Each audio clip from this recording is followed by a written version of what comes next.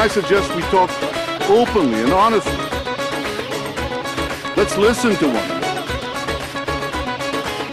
Let's do as we say in the Middle East, let's talk Dugri. That means straightforward. Dugri, Dugri, Dugri, Dugri.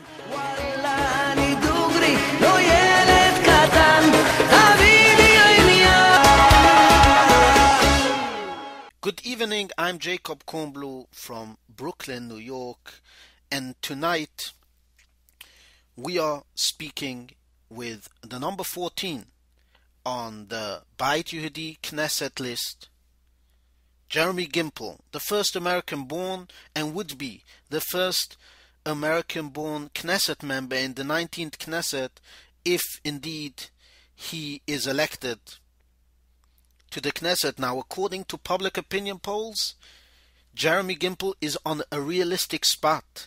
The latest polls give Bayit Yehudi between 15 and 16 seats. The momentum is growing, and earlier today we spoke with Jeremy Gimpel from Israel. The latest polls put you in a realistic spot, which you didn't expect when you won the primaries in the Bayit Yehudi, to be honest. You're on the 14th place in the joint Bayit Yehudi and Echud Lomi Knesset list. How does that feel that suddenly the whole debacle between Bennett and Likud with the media is not strengthening Bayit Yehudi, but is also bringing to a realistic spot a man that just decided to jump into politics? He's an American-born. He would be the first American-born actually to serve in the 19th Knesset. How does that feel? It feels fantastic, meaning I see my life as a life of service to Israel and the Jewish people. And I want to fulfill that task to the best of my ability. I was never convinced that I would necessarily serve that mission best inside the Knesset. It could be very well that the work that I've done outside the Knesset is far more important. And I believe the universe has a way of working things out to maximize our contribution to the world. And so I see now that very well could be that the universe has a plan for me to be in the Knesset and to continue the work that I've done fighting on behalf of Israel in the international arena from the Knesset. And as we all know, the relationship between America and Israel today is maybe an all-time low. Maybe since Jimmy Carter, things were very tense. And I think it's critical that there be an English speaker that's job, that's his background, is in packaging an Israeli message to a Western audience in order to create diplomatic ties and strengthen our connection to the Western world. Now, how do you intend to do that from a position as a Knesset member, as part of the Netanyahu government? Yes, indeed. Meaning there are committees within the Knesset. One of them, for example, is called the Committee of Aliyah, of Absorption, and of the Diaspora Affairs. Diaspora Affairs are exactly that issue. Today, for example, in the Ministry of Diplomacy and Public Affairs, the minister is from the Likud, but the CEO of the ministry doesn't speak English because it's a it's a Russian minister, so he appointed one of his own. But people ask all the time, why is Israel's PR so bad? Well, when the CEO of the Ministry of Public Diplomacy doesn't speak English, we can imagine that they don't know how to relate and communicate with a Western audience. And so I think that there is an absolute need, there's a void to be filled, and it would be an honor to fill that. As I'm aware, Danny Danon from Likud is, as of now, the chairman of the Diaspora Committee, if I'm not mistaken, and he has been very active in the American media, actually more on the right side. Now, would you say, since he has earned one of the top spots within the Likud, he most probably will be appointed to a position of a minister? Would you take over that role? Would you be more centrist voice for the American audience? Would you just take the same approach that Danny Danon has done? It's a great question. Yeah, I do see Danny Danon as most likely a minister in the next government, and that position will absolutely be open. It would be a natural fit for me to take that position. I think that my approach would be significantly different than Danny Danon's approach. I don't like to see necessarily things as right-wing or left-wing, but I think that my message would be a lot more Jewish.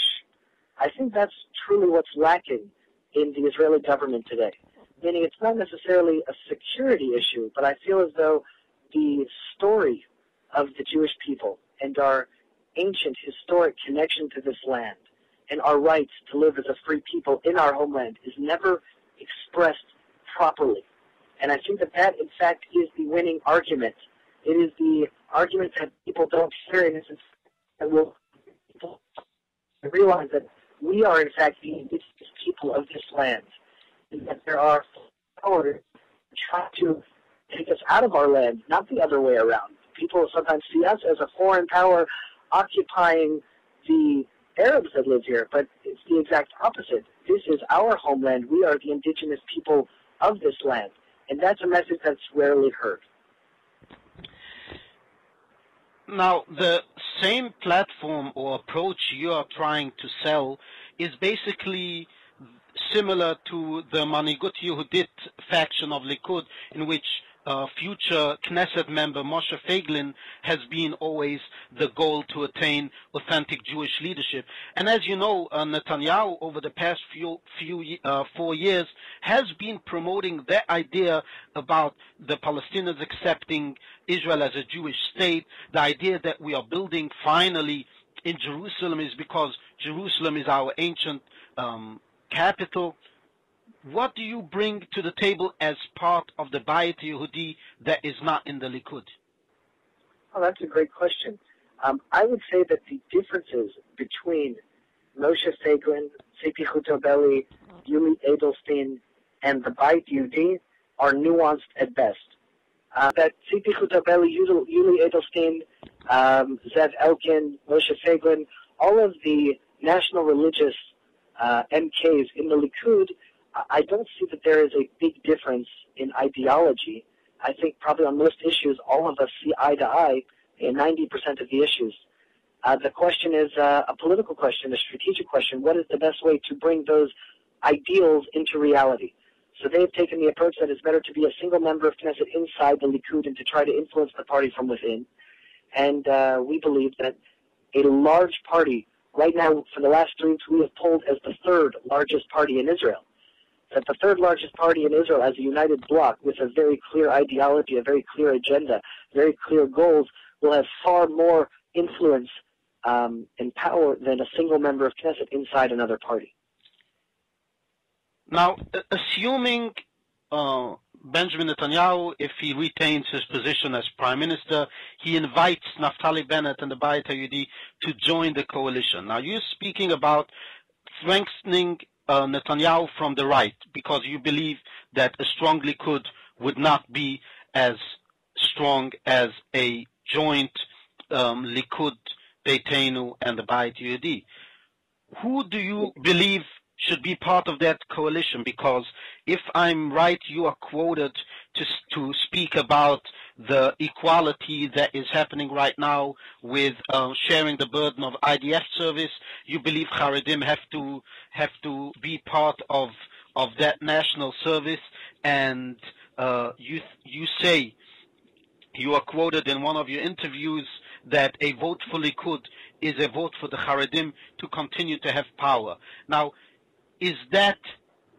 are the religious parties part of your vision of a right-wing religious coalition, or do you believe that Netanyahu, while he will invite Naftali Bennett into the coalition, he'll turn over to the center-left, invite Sheli Yachimovich, maybe Tzipi Livni, or Yair Lapid in that coalition, and you believe that that coalition would be more right-wing than the past 4 years? To predict who Netanyahu will bring into the government and who he won't, I don't have an answer for that. What I do have an answer for is quite clear. Benjamin Netanyahu in the Likud will not determine the future direction of the government, but rather the largest party in the next coalition.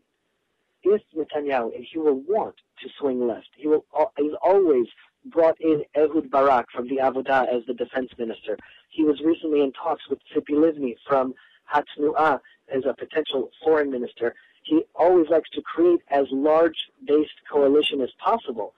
And if the Bayit Yehudi is the largest party within that coalition, then we will have the ability to keep him on the straight and narrow. But if the Haredim are large, and Avodah is large, and Tzipi Livni is large, and the Bayit Yehudi would be small, then we will have less power and influence over Benjamin Netanyahu. So the question now is, Benjamin Netanyahu is going to be the next prime minister. Nothing can stop that now. He is head and shoulders above all of the other parties in the polls. The question now is, who is going to be the primary partner in the coalition? Is it going to be a left-center coalition, or is it going to be a right-wing, modern coalition? And in that aspect, do you believe that by getting 12, 14, 15 seats for the Bayit Yehudi, you will rather balance the power of the coalition over Shas and United Torah Judaism? Indeed. Okay, now let's get back to the polls, which show actually the latest poll showed you with two polls already show the Bayit Yehudi gaining over Likud with getting 15 seats in the latest Manu Geva Reshet Bet poll. Now, since you are now in play, and as I have seen, you are tapped to head the outreach for the Anglo vote. How do you keep momentum going? Do you think that it's just the rise in the poll is just a one-time boost? How do you think that Naftali Bennett will manage to actually maintain this momentum going until Election Day? I think that we have momentum for a lot of reasons. I think, obviously, we are right now the most exciting party in the running. All the other parties are relatively old. They're relatively familiar. Shas has the same exact list as they had last time. The Likud is pretty much the same list as they had last time. Tzipi Livni is also a recycled politician. Most of the parties people are familiar with, and we pretty much know where they stand. There's one party that is really offering a totally new breath of fresh air. And now that people have recognized us, and they start to get to know us, and they start seeing what we stand for, what our values are, that we're the youngest party in the Knesset. Naftali Bennett is 41. I'm the youngest in the party at 33. I think our average age is 52. We are the most popular party amongst voters under the age of 35.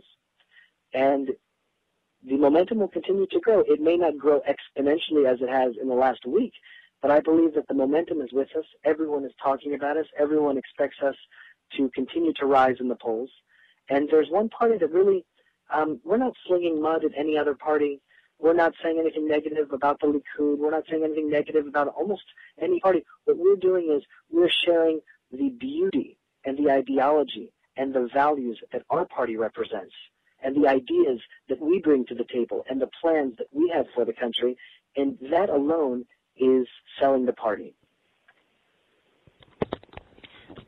But basically, the whole rise of the Bayit Yehudi is due to Bennett emerging, first of all, victorious over the Likud in the last debate about refusing orders of the IDF in evacuating settlements. But people don't know who are the 15 Knesset members that Naftali Bennett is bringing with him if he indeed emerges as the third largest party. So I would answer two points to that. One is that there's been a consistent rise in the Bayit Yehudi's standings in the polls. 4 weeks ago, we were 9-10. 3 weeks ago, we were 10-11. 2 weeks ago, it was 11-12. Now, it's true this last week we jumped up 2 to 3 seats, which was a very large jump. But there's been a constant, steady momentum and growth that no other party in the Knesset has shown. So for weeks now, we've been growing in the polls. So lately, we had an exponential growth. So that's point number one. What was your second question? That people don't know who are the members of this party. Indeed. I would say that most parties, if I were to ask you to name the number 12 on Lieberman's list, most people would have a challenging time. Even number 12 on the Likud list, most people don't know. Definitely not in Shas. I would say Yair Lapid is the same. Very often in Israeli politics, the head of the party is such an influential force within the party that he literally defines the terms for that party. And so it's in many ways more important to know what the head of the party thinks than anyone else in the party. For example, there are people that disagree with Bibi Netanyahu's positions in the Likud. Moshe Feiglin disagrees with Netanyahu. But in the end, people are voting for Bibi Netanyahu, not for Moshe Feiglin, because they know that Bibi Netanyahu will dictate the terms and give the direction of the party. So much of the focus has been on Naftali Bennett because he is, in fact, the leader of the party and will be determining the policy and the direction of the party.